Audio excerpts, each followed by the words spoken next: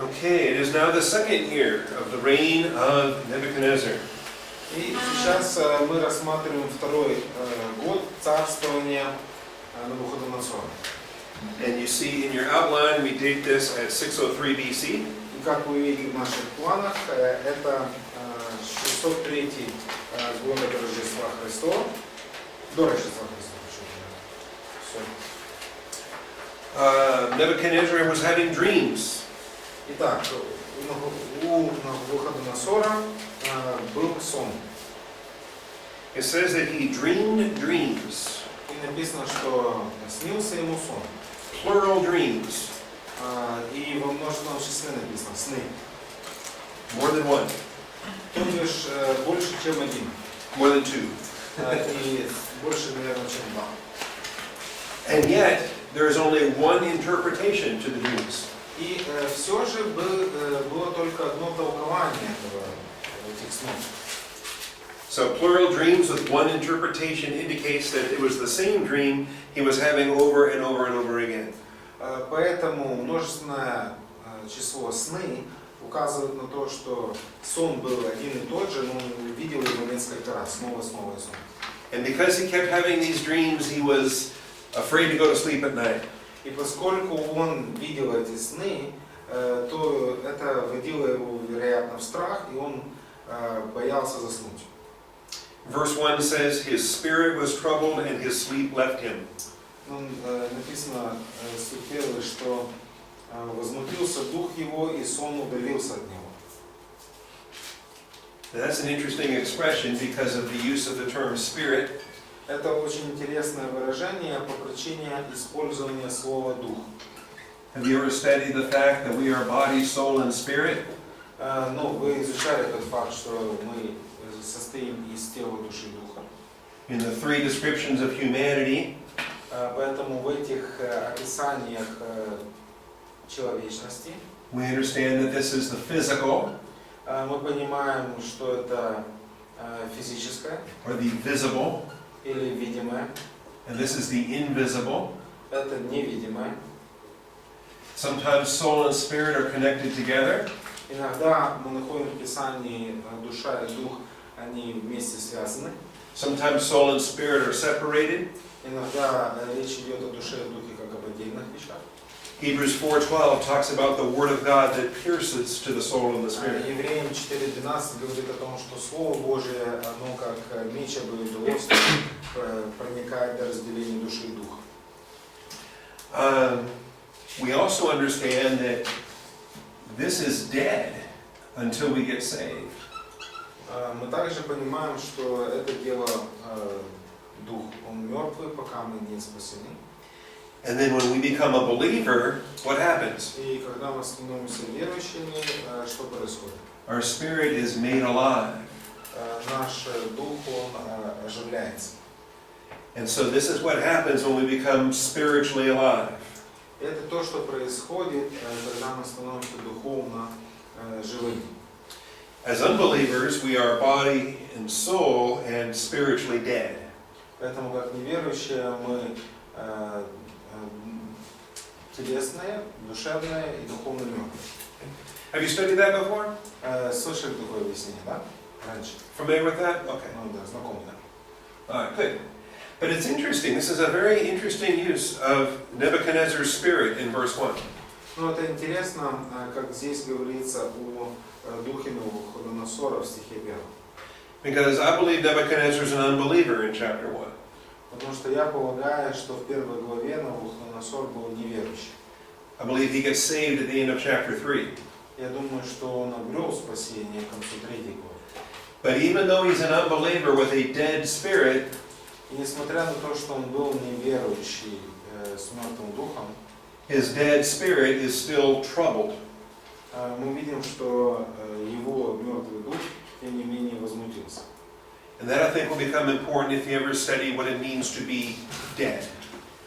Это важно, если мы будем изучать такую тему, что означает быть мертвым. And gets us into things we're not going to get into today. I just want you to know about it for future studies. Поэтому это, конечно, уводит нас темы сегодняшней, поэтому оставим эту тему для будущих изучений.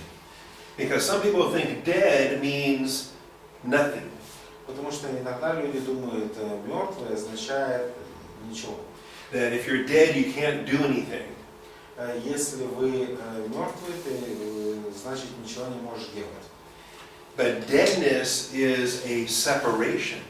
Но мертвый, оно обозначает, по сути, отделение. And so we think of when you're spiritually dead, your spirit is separated from God. Поэтому, когда мы говорим о духовной смерти, речь идет о духовном разделении от Бога, отделении. But when you're made alive, your spirit is connected with God and testifies with the Holy Spirit that you are children of God.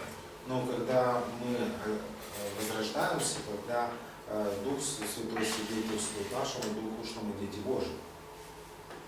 Anyway, this is just an extraordinary verse I don't want you to miss as we pass by. Это достаточно интересный стих, поэтому я не хотел пропустить его. And I think there's two places in the Old Testament where an unbeliever's spirit is doing something. Поэтому есть два места в Ветхом Завете, где мы наблюдаем дух неверующего человека что-то делает.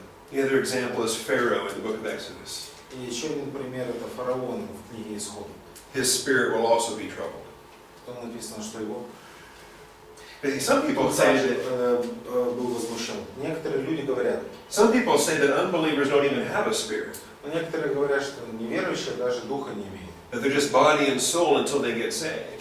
Что они только тело и душа, пока не спасутся. I think this verse indicates that we are already body, soul, and spirit as unbelievers. It's just our spirit is dead at that time. Ну, я думаю, что этот стих указывает, что нет, мы представляем собой тело, душу и дух, но для неверующего человека дух этот мертв. Because obviously in this verse Nebuchadnezzar has a spirit. Потому что очевидно, что в этом стихе Навуходоносор имеет этот дух. Okay, different ways, different pastors teach that different ways. Поэтому разные пастора, преподаватели по-разному эти вещи говорят. Okay, so bad dreams, what's God going to do? Итак, такие сны, что же Бог будет делать? He's going to call for his advisors. Здесь мы видим, царь, он созывает своих советников. And in point 4, I call them his supernatural advisory board. И пункт 4, я их называю комитет советников по сверхъестественным делам. Okay, kings don't really have these anymore. Царей сейчас таких нету советников. My president has he has a secretary of defense over the military. Значит, мой президент, у него есть He has a секретарь там, по защите относительно военных вопросов. you probably have a finance minister over economics. Потом есть министр финансов, там, экономики. You have different advisors in different capacities of the government. Есть разные советники в разных сферах правительства. But you probably, your president probably does not have magicians, conjurers, sorcerers, and Chaldeans. Вряд ли, что ваш президент он будет иметь этих тайноведцев, гадателей, чародеев и халдеев. But it was very common in the ancient world to have priests and sorcerers and people to interact with the supernatural world. Но на то время весьма обычным делом было для царей иметь в наличии вот этих тайноведцев, гадателей, всякого рода там, священников, для того, чтобы иметь этот сверхъестественный свет. Nowadays, I think everybody's too atheistic and they pretend there isn't an invisible world. Поэтому в сегодняшние дни многие слишком уж так атеистически себя так ведут, что как будто этого духовного мира вообще нет. Okay. We see these guys also in other cultures, like Pharaoh has a group of these guys as well. Поэтому мы видим, что этих тайноведцев и гадателей в других культурах, у фараона они также были. The Greeks were very much superstitious, related to their gods. Греки также были весьма так набожны по отношению к собственным богам. Probably the most superstitious of all was the Romans. Наиболее, наверное, верили все этим суевериям римляне. They would constantly consult their soothsayers before they would ever go to war or do anything at all. Поэтому они всегда обращались к всяким чревовещателям, гадателям перед принятием важных решений, вступать в битву или нет и так далее. So in the subpoints to point 4, I'll give you some vocabulary information on these guys. Поэтому в подпунктах ниже я вам даю некоторую дополнительную информацию относительно, что собой представляли эти ребята. And if you want to do the Hebrew work on it, you can. It is interesting. Поэтому, если вы хотите поработать насчет еврейских слов, вы можете, достаточно интересно. But it's beyond what we want to cover in the course of this study for this week. Ну, на этой неделе это выходит за рамки нашего курса. The main point we want to get to is that Daniel is better than all these guys. Ну, самое главное, что следует сказать по этому поводу, что Даниил, он лучше, чем все эти ребята вместе взятые. Because witchcraft employs the power of demons. Потому что какое ремесло отвечает за силу бесов?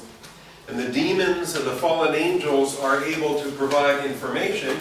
Ну, мы знаем, что бесы, падшие ангелы, они могут предоставлять какую-то информацию. But demons and fallen angels are not allowed to read your mind. Но бесы и падшие ангелы, им невозможно читать наши мысли. They're not able to, they're not permitted to. Они не способны и не позволительны. They don't know what you're thinking, they don't know what you're dreaming. Они не знают, что вы там себе думаете и о чем вы себе там мечтаете или что вам там снится. That this is a blessing that God protects humanity against the angels in that way. Поэтому здесь мы видим некоторое благословение, каким образом Бог защищает свое творение от этих падших ангелов. So when the servants of God interpret a dream, they are doing what no angel can do. Поэтому, когда слуга Божий истолковывает сон, он делает то, на что не способен ни один из ангелов. And that becomes important as well. И это тоже становится очень важным. I try to teach my people to protect their souls. Поэтому я увещеваю моих людей, чтобы они защищали свои души. And it's a function of what I do as a shepherd. I'm a shepherd of souls. Это та функция, которую я выполняю как пастор. Я пастух душ. Philippians talks about the peace of Christ that surpasseth all understanding. Филиппийцам послание говорит о том, что есть мир Божий, превосходящий всякий ум. That will guard your hearts and your minds in Christ Jesus. Этот мир Божий, он способен сохранить ваши сердца и разум во Христе Иисусе. And I find that important in the ministry of the Word of God. Поэтому я нахожу это очень важным в служении Слова Божьего. It bothers me that some Christians are not protective of their own souls. Поэтому меня беспокоит то, что многие христиане беспечно относятся к своей собственной душе. Or that they will turn to psychiatry and psychology and they will bare their souls in front of unbelievers. Когда они обращаются к психиатрии, психологии и, скажем так, оголяют свои души перед этими неверующими. Because I think the care for the soul belongs with the shepherd of the flock. Поскольку я полагаю, что забота о душе принадлежит пастуху стада. Okay, so here we see Nebuchadnezzar's spirit is troubled. Поэтому здесь мы видим, как дух Навуходоносора, он был возмущен. And Daniel is going to provide the answer that these magicians cannot do.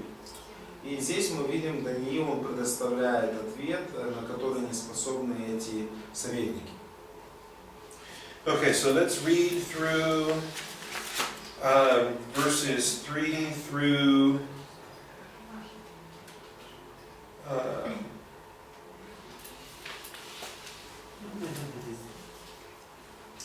3 through 11. Значит, давайте прочитаем 2 глава с 3 по 11 стих. И сказал им царь: сон снился мне, и тревожится дух мой, желаю знать этот сон. И сказал ли халдеи царю по-арамейски: царь, вовек живи, скажи сон рабам твоим, и мы объясним значение его. Отвечал царь и сказал халдеям: слово отступило от меня. Если вы не скажете мне сновидение и значение его, то в куски будете изрублены, и дома ваши обратятся в развалины. Если же расскажете сон и значение его, то получите от меня дары, награду и великую почесть. Итак, скажите мне сон и значение его. Они вторично отвечали и сказали: да скажет царь рабам своим сновидение, и мы объясним его значение. Отвечал царь и сказал: верно знаю, что вы хотите выиграть время, потому что видите, что слово отступило от меня. Так как вы не объявляете мне сновидения, то у вас один умысел. Вы собираетесь сказать мне ложь и обман, пока минет время. Итак, расскажите мне сон, и тогда я узнаю, что вы можете объяснить мне и значение его. Халдеи отвечали царю и сказали: нет на земле человека, который мог бы открыть это дело царю, и потому ни один царь великий и могущественный не требовал подобного ни от какого тайноведца, гадателя и халдея.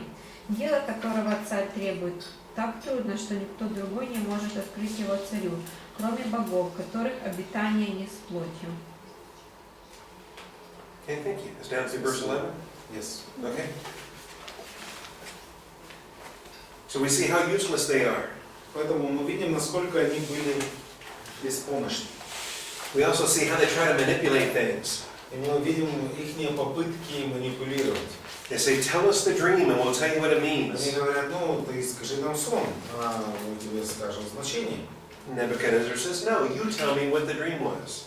Но Навуходоносор говорит: нет, сначала And if I know you're деньги, а потом студия. And if I know you're right about what I dreamed, then I know you'll be right about what it means. Поэтому, если я знаю точно,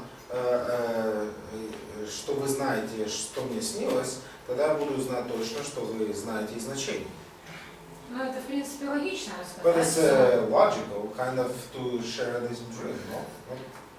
Isn't it? Но они могли там что-то придумать потом. But they can figure out what to do. Это вообще, конечно, Это история уникальная. Да, они могли там додумать.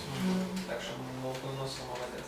Так он его не помнит просто. In verse 8 he says, So the king is a cool guy. the king is pretty smart. Да, Yeah. он умник. He tells them in verse 8, you're just bargaining for time, you're stalling. Поэтому в стихе 8 он говорит: вы, знаю, вы хотите выиграть время. А фраза слово отошло от меня, это как понимать? How to understand this phrase in verse 8? The command from me is firm. Yes, What does that mean? the command for me is firm, that he's not going to change his mind. Это означает, что у него нет семипятницы. That you can ask over and over again. То есть его нельзя, скажем так, сделать так, чтобы он поменял свое решение. Does anybody here have children? У вас у кого-то есть дети, нет? No. Нет, нет. Is anybody here married? А кто-то в браке? Who's married? You're married? Okay. I'm married. Are you married? Yes. Okay. You have children? Yes. Okay. If you have children, Значит, если у вас есть дети, sometimes they like to ask the question over and over again. иногда у них есть такая проблемка, значит, они тот же самый вопрос снова и снова задают. Because you told them no, Ты им говоришь нет, and they don't like the answer no. им не нравится этот ответ нет, And so if they ask it over and over again, и поэтому они будут спрашивать тебя снова и снова. please, can we have ice cream tonight? Пожалуйста, мороженое сегодня вечером, Okay, we'll have ice cream tonight. ладно, так и будет, давайте мороженое. Because sometimes parents get tired of those questions. Потому что иногда родителям просто уже набридывают, значит, эти вопросы. But Nebuchadnezzar says, no, the command from me is firm. Значит, но Навуходоносор тут стоит твердо, говорит, слово было сказано, вылетело воробей не спал. And you can keep asking over and over, I'm not going to change my mind. Поэтому, если вы меня будете доставать поменять решение, я поменять его не буду. Просто в синодале вообще другой смысл. Yeah, in Synodal translation, it's Снова отошло от меня. worded like the word А в came украинском out from me. правильно. It's Не слышно. Не слышно. А тут отошло. Okay, and so Nebuchadnezzar is going to execute the entire body of advisors and counselors. Поэтому Навуходоносор, по сути, намеревается всех этих советников казнить. And the order to execute the entire group means that Daniel and his friends are also in trouble. Поэтому, так как собирается этот указ привести в действие, это также означает, что Даниил с друзьями также подпадает под эту категорию. And so we don't see Daniel and his friends until verse 13. Поэтому до 13 стиха мы не видим этих друзей Даниила и самого Даниила.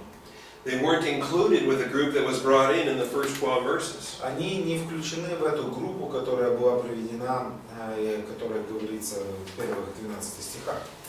And so in your outline, I put some study notes here in point 7 and point 8. Поэтому в вашем плане, в заметках я поставил пункт 7 и 8. And even though they were better than all of those magicians, Несмотря на то, что они были лучше, чем все эти волхвы, that they did not associate themselves with the heathen practitioners of sorcery. мы видим, что они не ассоциировали себя с этой языческой практикой колдовства. And I think this is also an indication that even though they're in government service, they are going to operate in their faith. И это тоже, я думаю, является указанием на то, что несмотря на то, что они уже заняли посты в правительстве, они будут действовать на основании своей веры. And so, how are they going to not get killed? Поэтому, как так сделать и избежать смерти? I mean, they're just minding their own business, and all of a sudden, they have a death sentence that's passed on them. Значит, они там своими делами занимаются, никого не трогают, и вдруг выходит указ казнить их. I like the phrase in verse 14 Мне нравится эта фраза в стихе 14, that Daniel replied with discretion and discernment. что Даниил обратился с советом и мудростью. And this is how he speaks to Arioch, the captain of the guard. И это то, как он поговорил с Ариохом, начальником царских телохранителей. And I think this is how he speaks directly to the king in verse 16. И в стихе 16 он также с таким же намерением и говорит к царю. And this seems to be the pattern for Daniel. И поэтому, кажется, для Даниила был этот определенный образец. Remember, as a youth in chapter 1, he responded this way when he was requesting about the diet they were going to eat. Будучи еще молодым, в Даниила в первой главе мы видим, что он также имел подход к этому начальнику евнуху.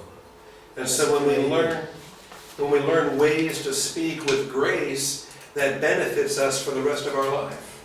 Поэтому, если мы научимся говорить должным образом правильно с этой благодатью, это привьет нам навык на всю оставшуюся жизнь. In the New Testament, we're told to speak as with seasoned with salt. We speak with grace. В Новом Завете мы видим, что слово ваше да будет приправлено солью. Мы должны говорить с этой благодатью, любовью. Colossians. I think it's Colossians. I was going to look it up. Do you know the verse? Chapter 4, I think 6. Да? Yeah, 4:6. 4:6. Thank you. Okay. Very good. 5 points. Extra points. 5 баллов. Okay. Пошкалее. Smarter than the teacher. No. Okay. So Nebuchadnezzar is going to give time. Итак, Навуходоносор, ему нужно было время. And I like the fact that Daniel is going to get his friends together and they're going to pray. И здесь мы видим, что Даниил, он собирает друзей вместе, и они собираются молиться. And so in verse 16, the king gives him the time that he needs. В стихе 16 мы видим, царь предоставляет им необходимое время. And Daniel gets his friends together that they can pray about this important matter. И Даниил собирает своих друзей, чтобы они могли молиться в этом важном вопросе. Do you guys have prayer meetings together as students? А у вас есть молитвенные какие-то вот собрания, да? Как студенты, собираетесь? Do you have prayer meetings in your churches? Молитвенные собрания в церквях есть. I think that's so important. Я думаю, это очень важно. Some churches do away with their prayer times, И некоторые церкви, они как-то пренебрегают этим молитвенным временем. but I think it's important that we keep our corporate prayer meetings together. Но я думаю, это очень важно, чтобы церковь имела такую общественную молитву вместе. Especially because of the evil days in which we live. В особенности, учитывая эти злые дни, в которые мы живем. And so they have the prayer time and God answers their prayers. Итак, мы видим, они собираются для молитвы, и Господь отвечает на их молитву. In point 10, В пункте 10. A, B, and C, the middle point, point B, they ask for deliverance from the judgment by association. Значит, мы видим 10 пункт Б. Они просили избавить их от ассоциативного осуждения. Do you understand what that principle covers? Понимаете, о чем идет речь? Что их не убили, что? That they will not be killed with them. Right, Вообще but убьют. it's by association for being a part of a larger body. Ну, скажем так, по ассоциации, так как они принадлежат большей группе все вместе взяты. It's like the rain that falls on the just and the unjust. Мы видим эту идею, да, что дождь падает на праведных и неправедных. That if you are associated with a larger group, then you experience what the group experiences. Поэтому, если ты ассоциируешься с какой-то большой группой, то ты имеешь тот же опыт, что и вся группа переживает. So the rain falls on the just and the unjust. You both get wet. Поэтому, если дождь падает на праведных и неправедных, то вы намокнете по-любому. Believers and unbelievers are standing in the rain. They all get wet. Поэтому верующие и неверующие стоят под дождем, все намокнут. Likewise, if a nation is invaded, Ну, также, если, например, страну другая страна захватывает, if a nation is destroyed, если страна уничтожается, believers and unbelievers together are going to experience that. поэтому верующие и неверующие вместе они будут переживать эти моменты. And so there's such a thing as blessing by association.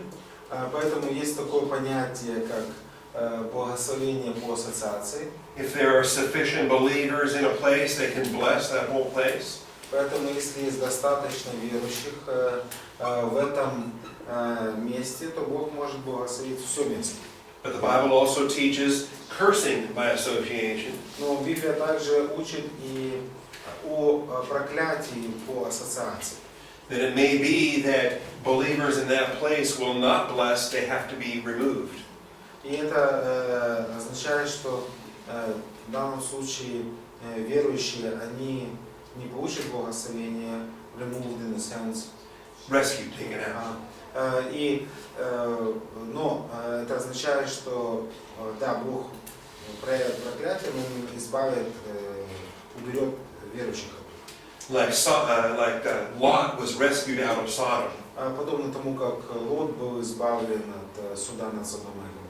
Or Rahab was rescued out of Jericho. Или Раф была избавлена из Иерихона. Okay. In this case, Daniel and his friends, they're not going to be rescued out of Babylon. They are going to be the blessing to Nebuchadnezzar in this chapter. Но в этом случае мы видим, Даниил, он не получает избавления, не возвращается, не уходит из Вавилона, но он становится благословением для этого царя. Okay? And so God gives him the interpretation so that he can be a blessing to King Nebukadnezar. Поэтому Бог дает ему толкование для того, чтобы тот стал благословением для царя. And this becomes an interesting question too, like the question you were asking earlier. И это становится тоже интересный вопрос относительно вопроса, который вы задали раньше. How do we know when the time comes that we can no longer be a blessing to our nation? Как там знать, когда время приходит, когда мы уже более не можем быть благословением для народа? And when is it time for us to flee so that we are no longer associated with their cursing?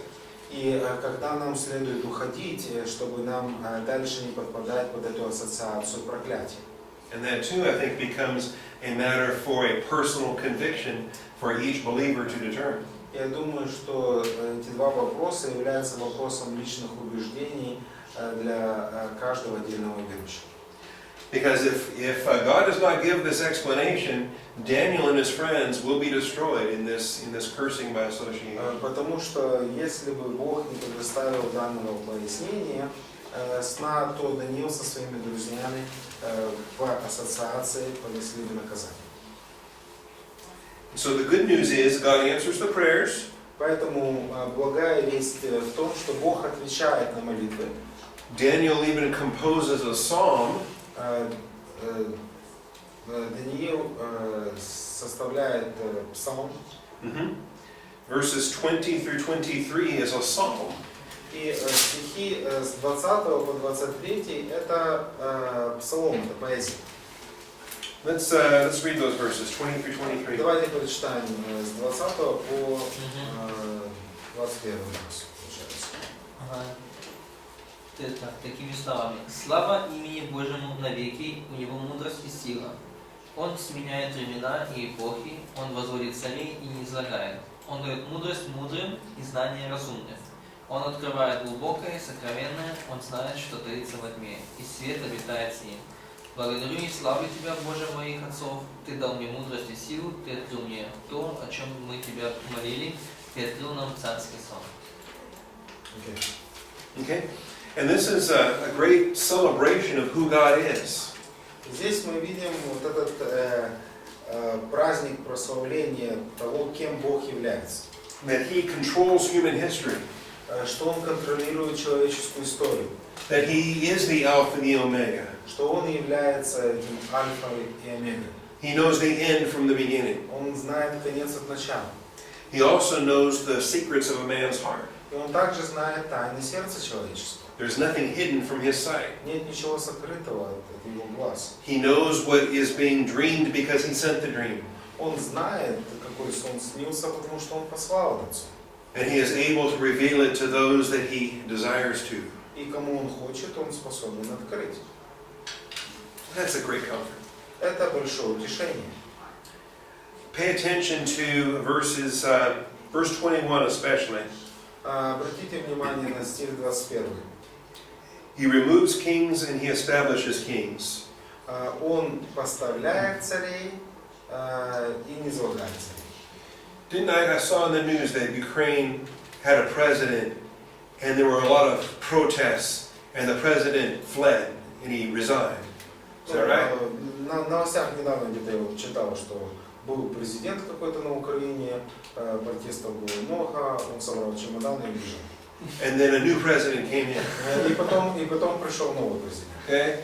And some people like the new guy. И некоторым новый парень понравился. And some people like the old guy. А некоторым нравится еще прежний парень. Okay? And I don't care. Ну, нет. And I won't ask you who you like. Ну, я не буду спрашивать, кто вам нравится. Okay? But this verse tells us what? Ну, этот стих говорит о чем? God's in charge. Что Бог все контролирует. He changes the epochs. Он эти эпохи меняет. Okay? When the Soviet Union ends and independent Ukraine begins, who did that? Поэтому, когда Советский Союз закончился, Украина началась, кто это сделал? Горбачев? God did that. Горбачев? No, not Gorbachev. Не Горбачев, Бог сделал. God did that. Бог сделал. Okay. And when President Reagan said, Gorbachev, tear down this wall, И когда Рейган сказал: Горбачев, разруши эту стену. God did that. Но Бог это сделал. Okay? Does not be confused between the tools and the hand that wields the tool. Поэтому нам не следует путать инструменты от руки, которая использует эти инструменты. Because if Nebuchadnezzar would have learned this in this chapter, he wouldn't have failed in chapter 4. Потому что если бы Навуходоносор подчеркнул, сделал правильные выводы в этой главе, проблем бы в 4 не было. But he's going to fail in chapter 4, which is why he's given the mind of an animal. Поэтому, в 4 главе он оступится и будет проводить жизнь животного. And tomorrow morning we'll learn about that episode in Nebuchadnezzar's И life. завтра утром мы поговорим об этом эпизоде жизни Навуходоносора. So he changes the times in the epics, he removes kings, and he establishes kings. Поэтому он низлагает царей, поставляет царей. Он меняет эпохи, изменяет времена и лета. But better than all of that, he gives wisdom and knowledge. Но более того, дает мудрость и разумение. He reveals profound and hidden things. Открывает глубокое и сокровенное. You know, when I think of all of human history, I think of the blessings of church history. Поэтому, когда я думаю о человеческой истории, я думаю также о благословениях истории. I think about the benefits of what we have learned through church history. Истории церкви. Я благодарю о той пользе, которую мы можем почерпнуть, и уроках, которые можем взять из истории. I'm thankful for the Protestant Reformation, for example. Например, я благодарен протестантской реформации. I'm thankful that the Roman Church had a Reformation.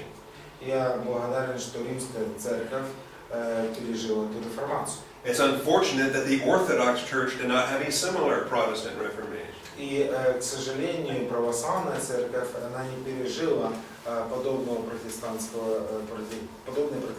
реформации. I'm thankful that within the Protestant Church we have an evangelical expression today. Я благодарен, что в протестантской церкви сегодня есть это евангельское выражение. I'm thankful that we have dispensational understandings today. Я благодарен, что у нас есть это диспенсационное понимание сегодня. And all of these are what God has provided through the unfolding of church history. И это все Бог, Он усмотрел в развитии истории человечества. And so, when we look at verse 21, Развитие церкви. И когда мы смотрим в стихе 21, we shouldn't be gloomy about the political leaders we don't like. мы не должны, знаете, быть глуми. Gloomy, sad, or... Мы не должны слишком печалиться относительно тех правителей, которых наблюдаем. We should be happy that God is still in control. Но мы должны быть счастливы тому, осознавая, что Бог все контролирует. And not only are world politics proceeding on His schedule, И не только все прописано в политике у Бога, согласно Его расписанию. but the revealing of profound and hidden things is unfolding in His design. Но также открытие этих глубоких и сокрытых вещей, которые раскроются согласно Его умыслу. I would not trade our generation for anything in the world. Я бы поколение, в котором я живу, ни за что бы не променял на что-то другое. Because we now have the Bible in software. Потому что сейчас у нас есть Библия в программном обеспечении. And we can search the Bible thoroughly И мы можем глубоко изучать Писание. in Hebrew and in Greek and in every language. На греческом, еврейском, на любом языке. We have been entrusted with more than any generation of believers ever has. Нам верено гораздо больше, нежели какому-либо другому поколению верующих. And that's a great responsibility. И это большая ответственность. I think of what Gutenberg did when he created the printing press. Я думаю, что Гутенберг, когда он создал печатный станок, And we started to get Bibles in the hands of common people. мы начали получать Библии в руки обычных людей. Now we have Bibles Сейчас у нас Библии in our pockets. у нас в карманах. Got 200 Bibles right here. У меня вот тут 200 Библий. My Logos Bible software library right here. Вся библиотека Логос теперь у меня на мобильном телефоне. Greek and Hebrew and English. Греческий, еврейский, английский, все что угодно. And God is blessing us in that way. И Бог благословляет нас таким образом. Okay, so Daniel gets the secret and he gets to go speak to the king. Итак, мы видим, что Бог дает, открывает тайны Даниилу, и Даниил обращается к царю. And he says, this was your king. This was your dream. И Даниил говорит, вот твой сон. In verse 31 he says, in your dream you saw a great statue. В стихе 31 он говорит, тебе, царь, было такое видение, вот какой-то большой истукан. Now that could have been a lucky guess.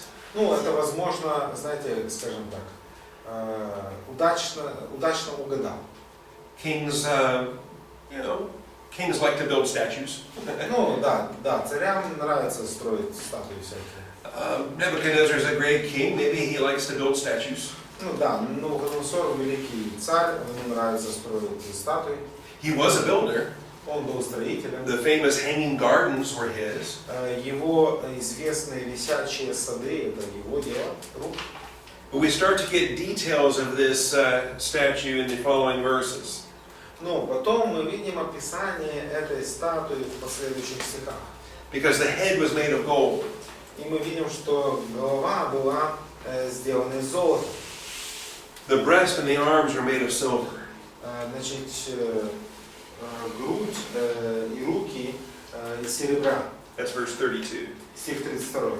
The belly and the thighs are made of bronze. Чрево и бедра его медные. See, Daniel saw this statue, but he also saw the statue in the same order that Nebuchadnezzar saw the statue. Поэтому мы видим, что то, что видел Даниил, он рассказывает в таком же порядке, что видел и Навуходоносор. The legs were made of iron. Голени железные. And the feet were partly iron and partly clay. А ноги частью железные, частью глиняные. So what do you think? Is that a lucky guess? Поэтому это как? Выиграл лотерею? Obviously, God revealed that to Daniel. Очевидно, Бог открыл это Даниилу. Nobody would invent that or accidentally guess that that was the dream. Никто не мог, знаете, случайно так догадаться. One lottery. And it doesn't stop there. The dream continued. И мы видим, что он не останавливается, он продолжает говорить о сне. Because he saw a stone cut without hands. Потому что он увидел камень, который оторвался от горы без содействия рук. So without any hands, the stone gets cut out. Поэтому без усилий человеческих мы видим этот сон, этот камень был отторгнут. And it's thrown down to the earth to hit the statue. И был брошен на статую. And where it strikes on the feet. И он упал на глиняные ноги. So it's not the head that gets hit. Поэтому не в голову камешек попал. So Babylon is not where the wrath of God is going to strike. Поэтому это не Вавилон, в отношении которого гнев Божий будет проявлен. Or the chest. Или же груди. The kingdom of heaven is not going to come and replace Persia.